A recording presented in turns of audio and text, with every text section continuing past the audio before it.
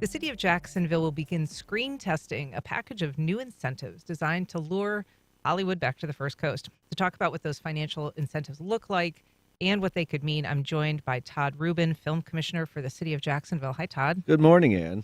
And Sharon Cobb, a local screenwriter Hi, and longtime filmmaker. Nice to have you.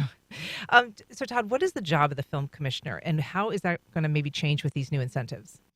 Well, the job of the film office is to market the city as far as a wonderful destination for production. We promote our local excellent workforce, the working crew, the locations. We facilitate permitting, of which there's no charge for that.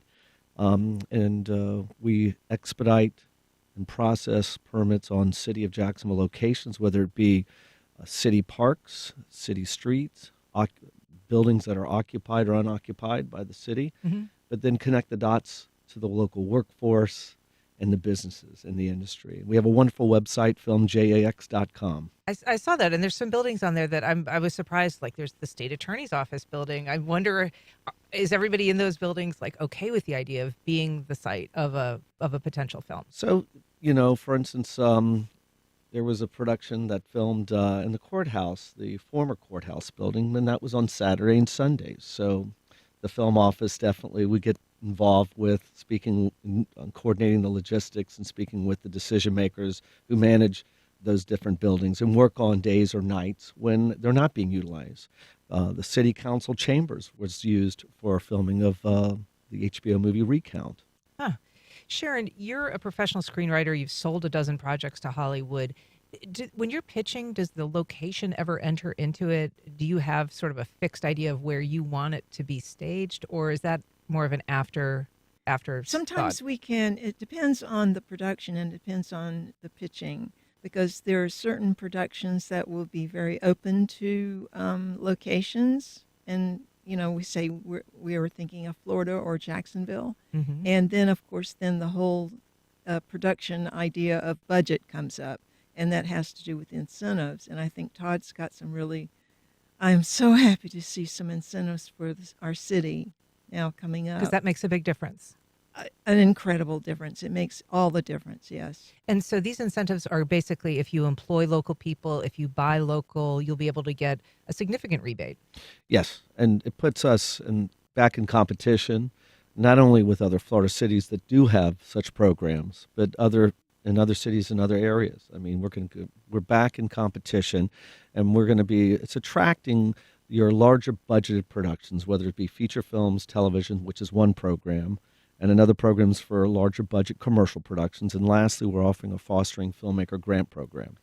You say back in competition. When did we fall out of competition? Well, I think incentives, no question about it. When did that end? Well, the incentives, there's incentives as far as, the state of Florida had a program. And that ended in the 90s, right? Well, actually, Don Davis, back when he was a legislator, probably in 2010 to last about 2016. So it raced basically 2016, the state program sunsetted, and that's when you started seeing projects being lured up into Georgia because of their incentive program. So there is also a history, though, Sharon, of the city, back in the early 1900s was the Hollywood of the South. I mean, it was competing with Los Angeles as a warm weather destination for film, and it really was very successful for a time. Yes, it was. It was. And that started, I think Todd knows all the details on the dates, but that started in the early 1900s.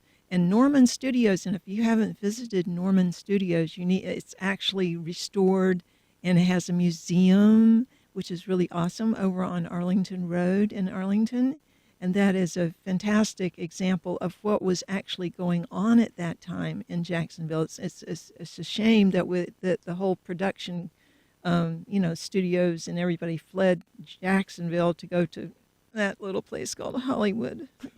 The Norman Studios is really the last relic of the heyday of filmmaking. That was a black film production company. Richard Norman, a white man, actually hired black actors, and they played amazingly heroic roles, and he successfully Back then, there were theaters that were segregated, but he did a wonderful, wonderful job in producing these. And we're so thankful that the City of Jacksonville's park system has the Norman Studios under its fold, as well as the Norman Studios Board of Directors. It has its own 501c3, and they oversee the day-to-day operations as well. So just briefly, if people want to get information about this new incentive program. I encourage everybody to look at filmjacks.com, go to the website, and click the incentive tab, and the programs are all there, plus so much more. Todd Rubin, Sharon Cobb, I wish we had more time to talk. Thank you so much for being Thank here. We you, really Ann. appreciate it.